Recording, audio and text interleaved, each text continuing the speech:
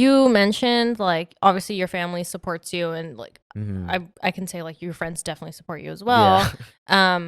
So how like what are your like daily struggles now that Mm-hmm. you're I trans male? think my daily struggles now is internal. It's all Mhm. within myself. And like I said before, I'm a very privileged.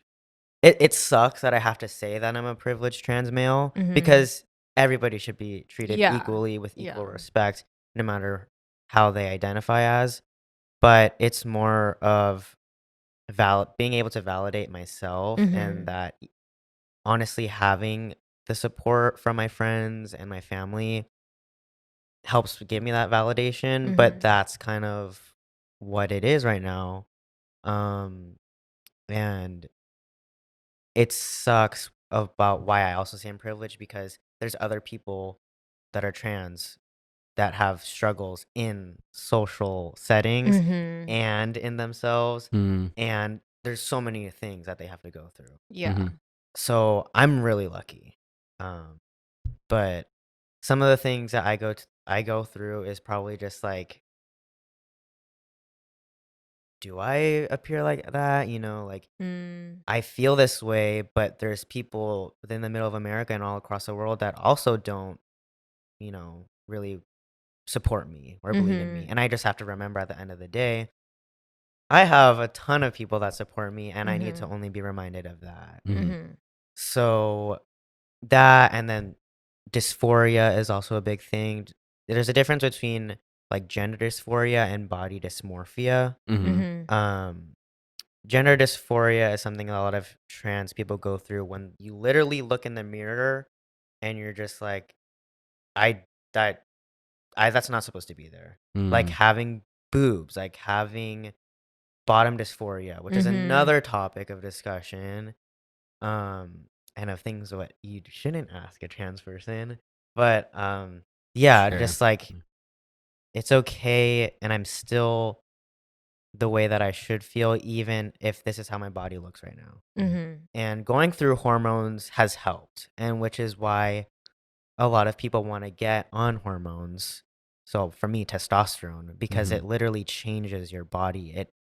My voice is Mhm. ton deeper, and that's another struggle for people who can't get those resources Yeah. Mm. or don't have the money to get those resources, because they will hear themselves every day and they still sound like a girl, Mhm. Mm-hmm. Yeah. So there's a lot of different things.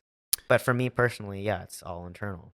What's Mhm. so you have a girlfriend, I right? do. What's dating Yeah. like? Did you guys start dating like before or after? Oh, yeah, so she knew me of me Mhm. because I followed her on Instagram a Uh-huh. year ago when I still identified as, a cis female Mm-hmm. Mhm. lesbian. So she knew of me, but since she had followed me on social media and because I was out about it this year, Mhm. she knew that I was trans.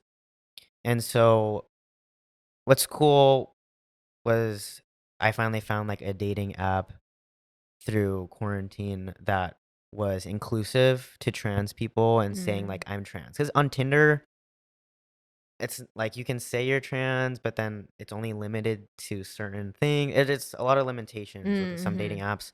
But there was this one that I really got into just for fun, Mm-hmm. and I wasn't thinking of it. And then we came across each other, and then yeah. So Okay, real quick, because I want to continue on this, but this is just a random thought, just because I've come across it. yeah. So, like, for example, so you've had experience on Tinder, right? Or no? Or Mm, you kind of like I realized just like it dabble. wasn't, yeah, it Yeah, wasn't I working, just yeah, yeah. There's like the mainstream right? ones just weren't working out. Because we met on Tinder. That's why Yeah. right swipe came about. Mhm. Yeah. Okay. Because you swipe right. Yeah. But okay, so like, maybe it's a common thing maybe I've noticed on TikTok or something, is it's hard for trans people to date on, for example, Tinder or something.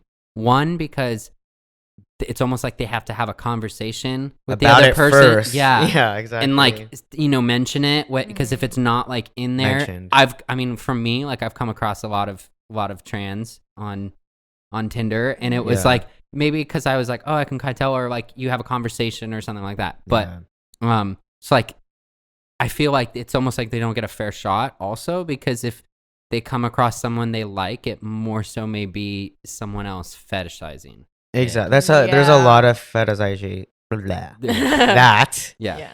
in the dating world. So I mean, Have even you you know. encountered that? Like, yeah, definitely. Oh.